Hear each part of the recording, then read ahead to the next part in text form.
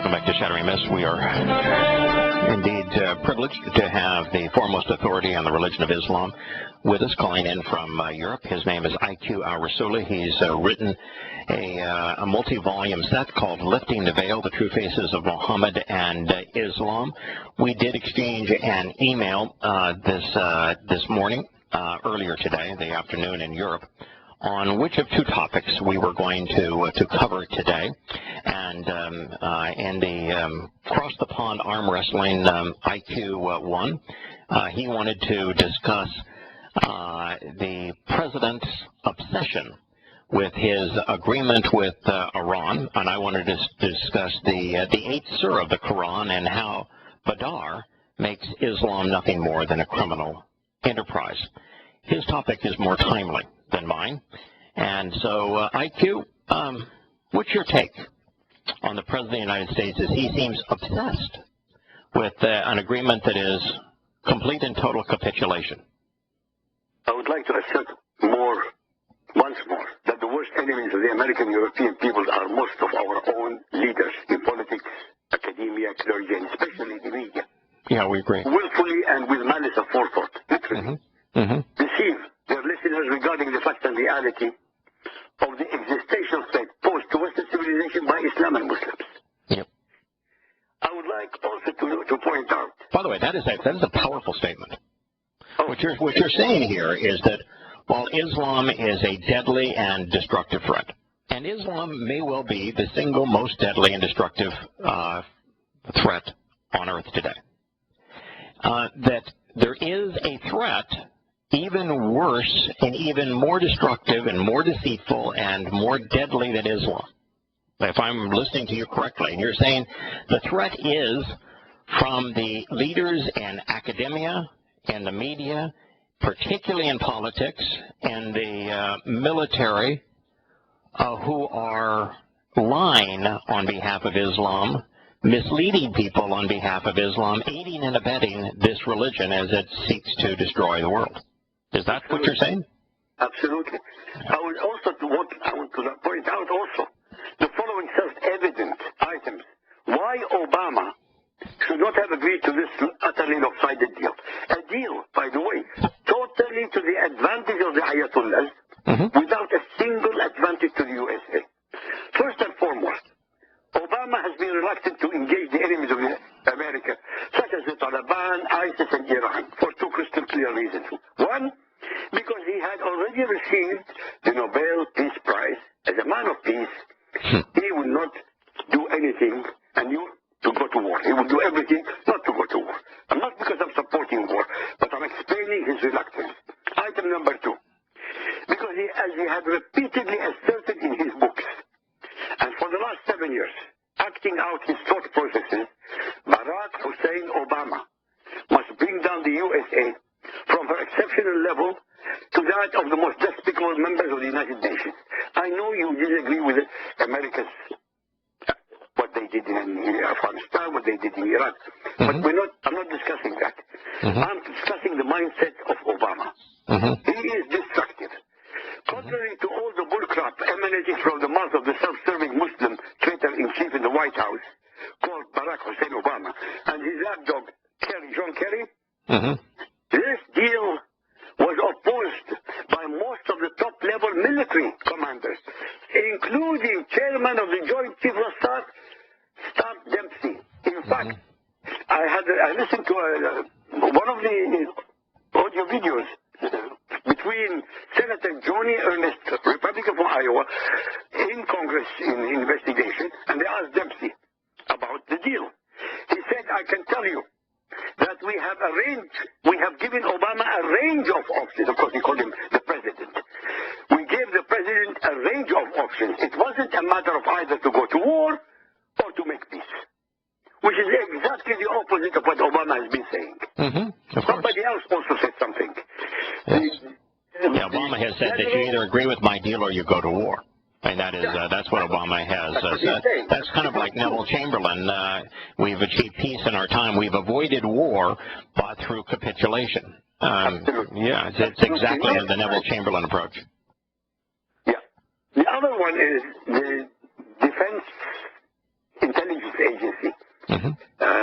The leader of the Defense Intelligence Agency, General Michael Flynn, was being interviewed by a Muslim in Al Jazeera, of all the places in the world. Al Jazeera was him. And he said, what we are making with ISIS is a mistake. He said, I have been at war with Islam. He said that.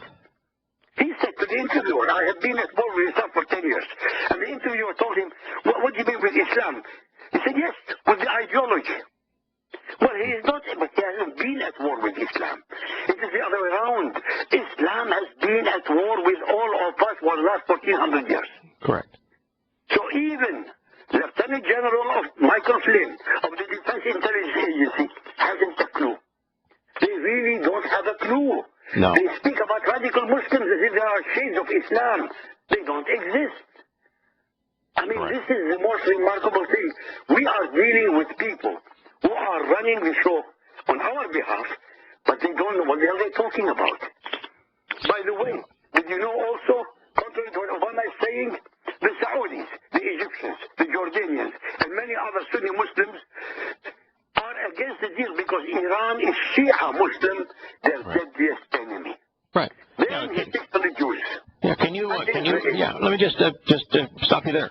Are you aware of any other point of agreement between Saudi Arabia and Israel, who are, Israel is not an enemy of the Saudi Arabians because the Saudi Arabians are Muslims, they're an enemy of Israel. Is there anything that they agree on other than that the Iran deal is total capitulation and therefore suicide? This is the most remarkable thing. Obama has achieved an agreement, not only but with Saudi Arabia. By the way, at top level, military and defense department from Israel have landed in Cairo. I don't know if you know this. I got the emails. They are meeting with the top level people in Egypt, in Cairo, to coordinate together. And they are both on the same wavelength. They hate this deal. But Obama, being who he is, he's a Muslim. So what does he do? He says, no, those who are opposing me, who are Jews, are against America. They are traitors to America. Bull crap. Absolute bull crap. He's using it to scare people. Schumer, Jewish. Another one is Jewish. By the way, they have 11 now. 11 Democrats are against the deal. 11. Not a huge number.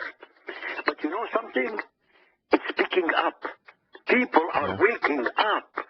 It took 10 years, 7 years.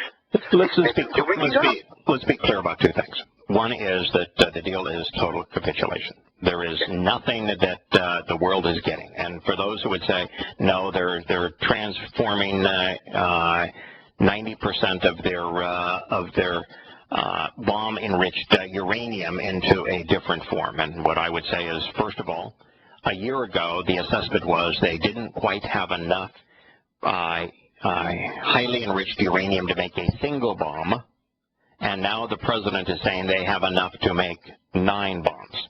Okay. So, wow. So under the Obamanator's watch, not so good. Second is all they're doing is a chemical process that we went and described at length a year ago when they came up with the framework for a deal. All they're doing is a chemical process that can change the highly enriched uranium into a different form of highly enriched uranium. It's a chemical process that is not only easy to do, it's easy to reverse. So it gets you nothing. It's camouflage. It's like a chameleon changing the color of its skin. The second thing is that, yes, they're reducing a third of the centrifuges, but that is meaningless because it's the quantity of the centrifuges, not the output of the centrifuges that was listed. And so all you do is you get rid of the third that are the least productive, the least powerful, and you replace them, the remaining 2/3 with, as they have to every year, with more powerful centrifuges, and you increase your output rather than decreasing your output. And then they said, well, they're allowing inspections. Do you know how many days the inspectors must wait, even once they ask for permission, and even if a week or two later permission is granted, Do you know how long they have to wait before they can inspect a facility? 24 days. That's insane. That's going to a butcher's place, send them a letter, tell them, in a week's time we are coming to see you to clean up your act. Yeah. Oh, of course. Of course it is. It's ludicrous. But I would say the the ludicrous part of this is the ninth surah of the Quran. So I would ask you this question. Are the Iranians Muslims? Yes. Is the Iranian government guided entirely by the Quran and Hadith? Yes. What does the ninth surah, first verse, say? Well, I don't know about the first verse, but I know about the... How about if I read it for you? I'll read it for you. I'll read it for you. It says, freedom from obligations from Allah and His Messenger to those of the idolaters, the pagans, the disbelievers, with whom you have made a treaty.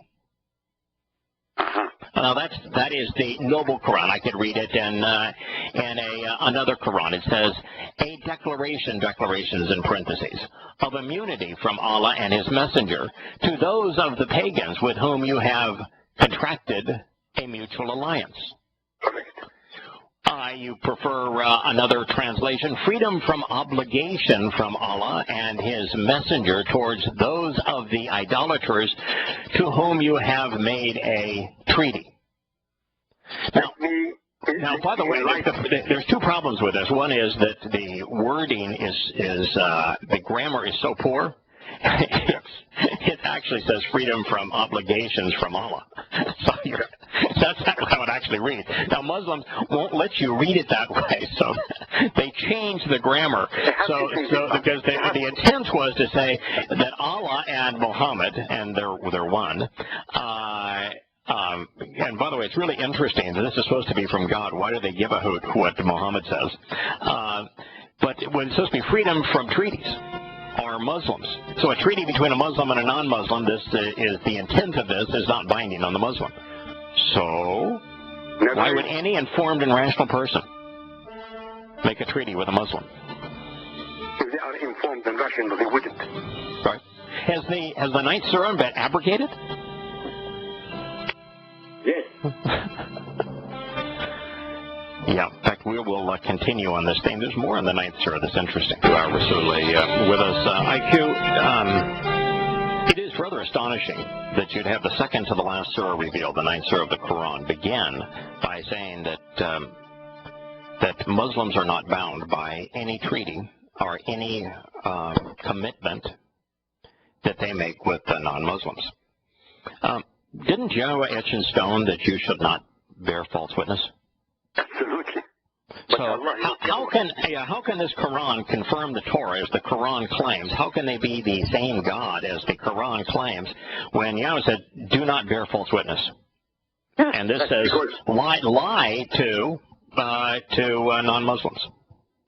Yes, because Allah and Yahowah are not the same God. Yeah, that's right. Yahowah is actually God, and Allah is not. Do you know why the ninth surah was proclaimed by Muhammad? Why did Muhammad make this statement? Because he had to abrogate all the agreements he made with Mecca. Right. Didn't the previous year, didn't Muhammad come down with an insufficient force, at least by his own assessment, to conquer Mecca? Correct. And then he was humiliated. Right. He was made to sign a treaty that he didn't agree to, actually, but because he signed it to deceive, and when he had the upper hand, when he had more troops, he conquered them. Right. So he needed his wannabe God to authorize lying. Absolutely. And so the first, and you know, if you're a Muslim and you're not smart enough to process this just says that the Islamic prophet Muhammad, he's not a prophet, the Islamic messenger Muhammad, and Islam's wannabe God can't be trusted. Of course. That's what it says. By the way, with all due respect, let me tell you something. Yeah. As we are speaking, Muhammad Zarif the one who was signing the treaty with America, Right. was in Lebanon this last week, or the beginning of this week, and he met with the leaders of Hezbollah. Yeah. And on television, Al-Manar, which is the Hezbollah television, Zarif said in public, okay, that the nuclear agreement between Tehran and the world powers created a historic opportunity for regional cooperation to destroy the Zionist entity. There you go. That's Israel. Right. Of course. You know, and the most amazing thing of all is that anyone would negotiate with a Muslim as a head of state that would be ignorant of what the 9th Surah of the Quran says about treaties between Muslims and non-Muslims. I mean, this is the topic, a treaty. The Quran says that a treaty between Muslims and non-Muslims is not binding on the Muslims. And so how could you, in good faith, negotiate with an Islamic country? Only Since a this stupid is person could do that. Only a stupid. I don't say ignorant. stupid. Yeah, stupid. Yeah, you have to be stupid.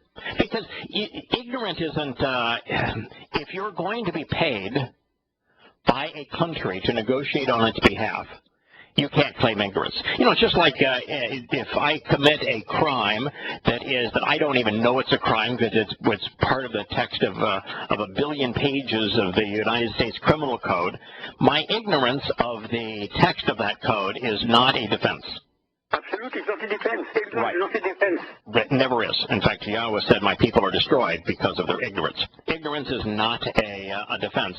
But if you're negotiating with the most fundamentalist Islamic nation on earth, and you don't even bother to read what the Quran says about treaties between Muslims and non-Muslims, then you just have to be stupid. At that point, you're immoral. Against the American people.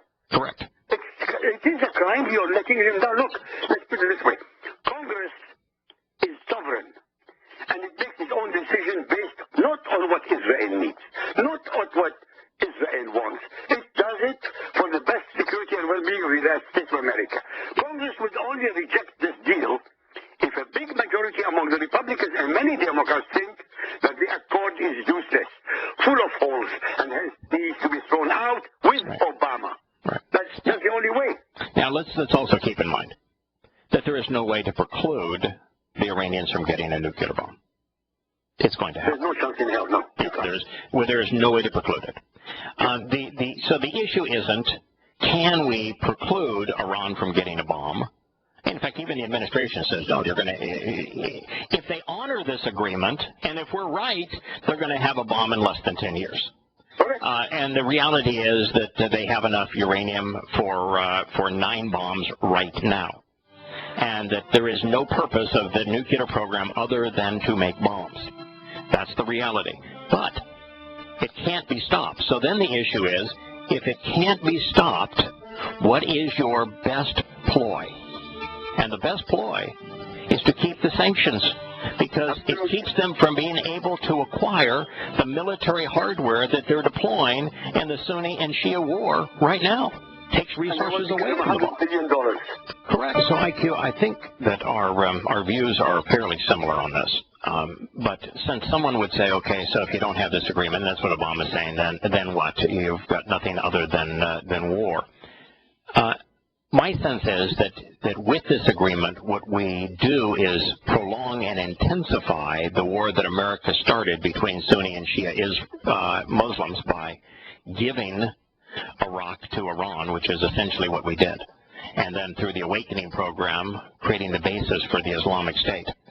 That by doing this deal, we enable Iran to not only continue to finance this lopsided war, but also to equip itself to prolong the war and to make it more deadly. So it's with the deal we get more war, more death. There's no question. I mean, look, Ronald Reagan said, trust but verify. Mm-hmm. But 24 days, no warning, by the way. After the 24 days, America has got to go to the United Nations. Good God. It's going to this den of thieves.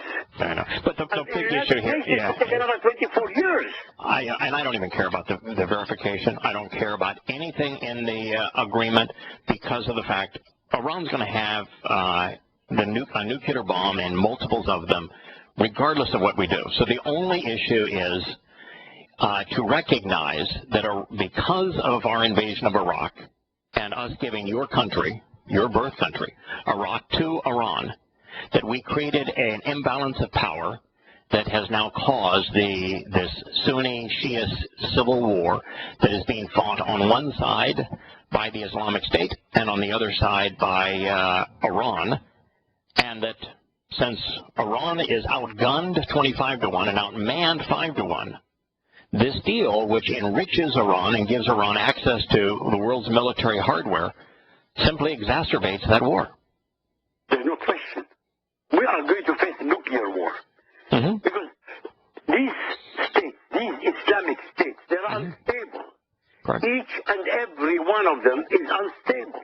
Mm-hmm. By the way, ISIS seems to have been using chemical weapons now in Iraq. Oh, yeah.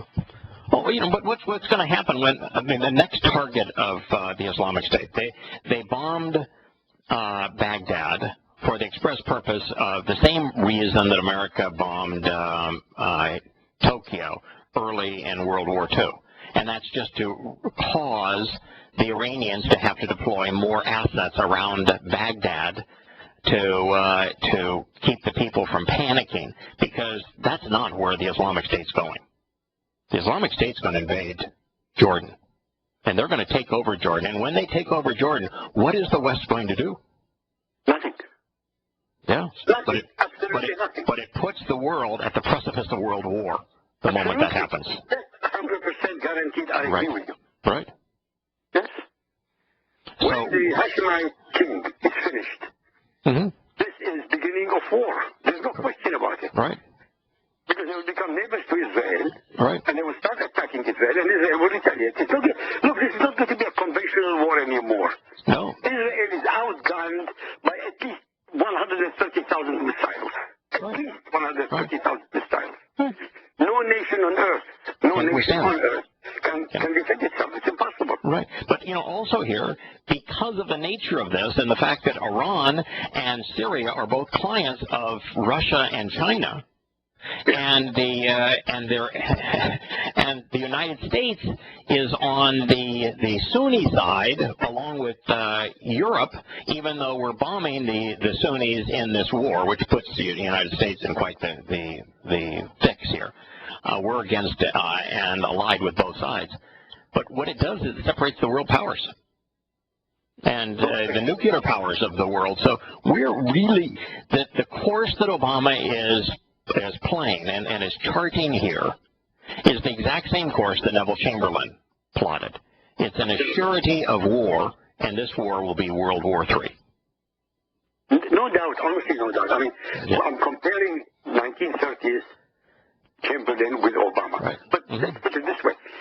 In 1938, when Chamberlain went to meet Hitler, Hitler had the most devastatingly strong armed forces in the world. Today, in 2015, the most powerful nation on earth is America, and yet they sold lock, stock, and barrel to the Iranians. No reason. None. Yeah.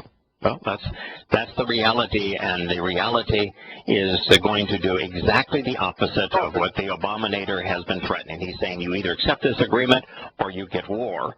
We already have war, but the difference is Iran's going to have nuclear bombs either way. It's what do you do to the present Sunni-Shia war, this Islamic State versus Iran war? What do you do on behalf of the Shiites to help them counteract the fact that they're outmanned 5-1 and outgunned 25-1 when you give them this huge windfall economically and in terms of international trade? At the moment, Saudi Arabia is approaching Pakistan. I mean, this is serious. Yes. To get not only the nuclear weapons, but also the missile delivery system. Yeah, let me tell you something. To go to North Korea, who's starving for money. Pakistan already has the missiles. Pakistan, Saudi Arabia financed the Pakistani nuclear program. And they were given nuclear warheads, and they've already bought the delivery systems from the Chinese. Saudi Arabia is already a nuclear country, has been for a long time. That's why they booted the United States out of Saudi Arabia. Of that, I am certain. So, not to worry there. They already have nuclear weapons. But there is something about the ninth surah that I want to pursue with you, because it's in the second and third statement. Are you aware of the single most common denominator amongst agnostics as to why they reject religion in general, but particularly Christianity and Islam? Let me share it with you, and this may resonate with you or may not, but I can tell you when I talk with agnostics, it is the common denominator amongst most agnostics as to why they reject the God of religion. Christianity would say that their God says, you either choose to agree with me or I'm going to torture you forever in hell.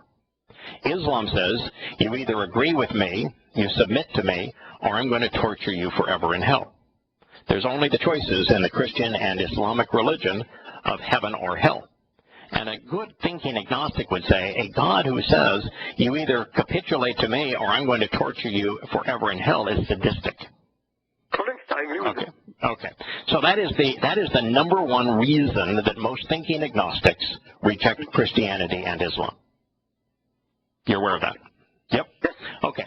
Now what's interesting here is that the Quran actually says that immunity is granted those idolaters by God and his apostle, with whom you have a treaty. Yes. Move about for 4 months freely in the land, 4 months, but they should know they could not escape God, and that God can put the unbelievers to shame. A general proclamation is made this day of the greater pilgrimage on the part of God and his apostle, that God is not bound to idolaters, nor is his apostle. It is therefore better for you to repent. If you do not, remember that you cannot escape God. So announce to those who deny the truth the news of a painful punishment. So here the Islamic God is saying exactly why there is no thinking person that has ever submitted to the religion of Christianity or to Islam. You either agree and you submit to me, surrender to me, or you're going to endure a painful torment. You can't be rational under those circumstances. That God is sadistic. Well, the reason it's not rational, it doesn't give you free will. Of course. If there is no free will, right, that's not a God. Of course. It's not a God worth knowing. The religion of God is gives you free will. Right. I'm giving you the commandments. I'm giving you the guidance. Right. You choose either to follow them or you don't follow them. Right. You know, it's interesting. In the Torah, prophets, and Psalms throughout, Yahowah constantly presents the three options that are available for all of us, and we choose which one we want. And it's interesting that according to God, the vast preponderance of people, and it would be almost 99.999%, do not yet and do not choose eternal torment. There is no hell and there is no heaven, according to the Torah, prophets, and Psalms, according to Yahowah, for 99.9999% of people.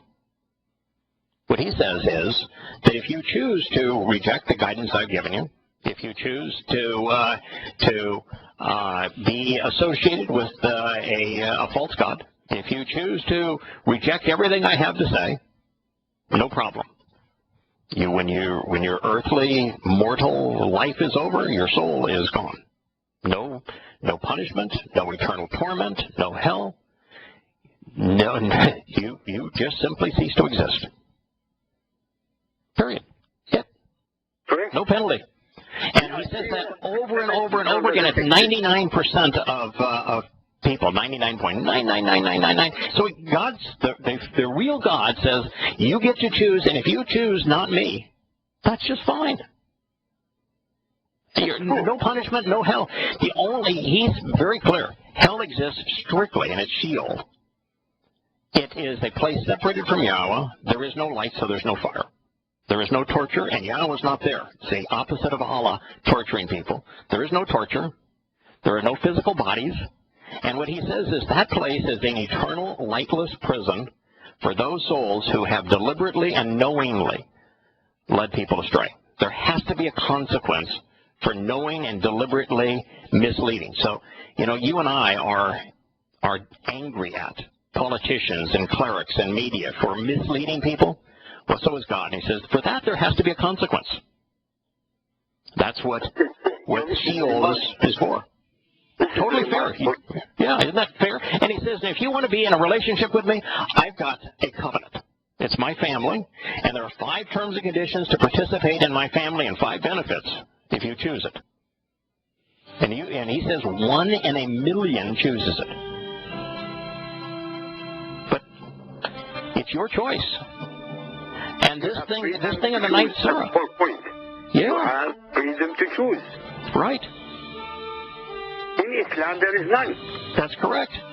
In Islam, you have that very God who says, either submit to me, or I'm going to see to it that I torture you forever in hell. Like while we're on the subject of being reasonable, rational, and the differentiating between the wannabe God of Islam, which is really Muhammad, and the actual creator God of the universe, Yahowah. You know that Yahowah says that he gave us 4 things that lead to the 5th if we process and use those gifts that he gave us appropriately. And you'd be interested to know what those 4 things are that lead to the 5th. Yeah. The first is that he gave us mortal life, conceived life. DNA is a language. It's written. It's actually a 3-dimensional language, a very sophisticated language. And he wrote the language of life. He gave us life, mortal life. He gave us what he calls a nasoma. He says that the only thing, he says all animals have souls. A soul is your means, it's your consciousness, it's the means of being able, the difference between an animal and a plant. An animal can observe their surroundings and respond to it. That's a soul. So he says he gave all the animals a soul. That's our mortal life. But he says he gave humankind, the one thing that he gave humankind, he didn't give any other animal that makes us like him, he says is a nasoma. And what nasoma means is conscience, the ability to exercise good judgment. The ability to discern between true and false, right and wrong, good and bad. To make good decisions. So he gave us the ability to process information that we observe so that we can make a good decision. The third thing he said he gave us was free will. Now, free will doesn't do you any good unless you can process information so you can make an intelligent decision. So he gave us all 3 of those things. The 4th thing he gave us is the Torah, and the Torah means guidance. So now you have something to look at for guidance so that you can exercise your free will after you've processed the information so that you've made a determination as to whether or not you can trust it in this mortal life. The 5th thing is that guidance points you in direction of the ultimate gift. But it's a gift only given to those who use those first 4 gifts to capitalize upon it. And that's the Beireth, which is a family-oriented covenant relationship. Beireth is based on Bayeth, which is family and home. And in his Torah, he prescribes these are the 5 conditions. He lays them out with Abraham. These are the 5 conditions to participate in the covenant. If you want to participate, act upon these things. And if you do, he offers 5 benefits: immortal life, perfection, adoption into his family, enrichment, and empowerment. Seems like a pretty reasonable thing to do if you were God. Yes, but when I'm comparing it with what Allah wants, which is death or destruction, death or submission, groveling 24 hours a day. No, it's worse than that. That's not what Allah is offering. That's what we just read, the 9th surah. It's not what Allah is offering at all.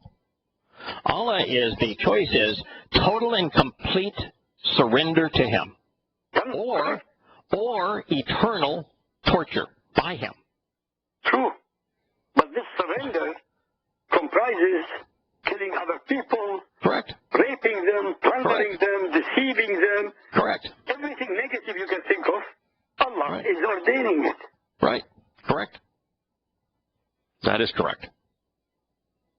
It is the most sadistic, demonic deity ever conceived in the warped mind of man. Because it was Muhammad. Correct. This is Muhammad. Muhammad was speaking. You know something? Humanity has been studying the subject of Quran for 1,400 years. Mm-hmm. Thousands of millions have been studying it. Do you know not a single one of them points out to one fact? That it is only the words of Muhammad. Nobody is an eyewitness to the events. Not a single event is eyewitnessed by anybody. No, you said that. I said that. It's obvious. It's obvious. Amazing. Yeah, it's amazing. I know it's obvious, but it's so blatant. Yeah. Not a single one of his wives, not a single one of his companions said they ever heard Muhammad talk to the angel Gabriel. Of course or not. seen the angel Gabriel talk to Muhammad. Of course. So all we have is the words of a man saying, hey, I am messenger of Allah, believe in me. Right, and by the way, this is a perfect revelation directly from God. So if it's a perfect revelation, how many mistakes would you have to find in it? None. So it could be none. So if there's a single mistake, he was lying. Of course. So when they found the oldest copy of the 18th surah, and it confirms that Muhammad claimed that the two horns, that Alexander the Great went to extraterrestrials in a muddy spring where the sun goes nighty-night, would you call that a mistake? Yes. Robust.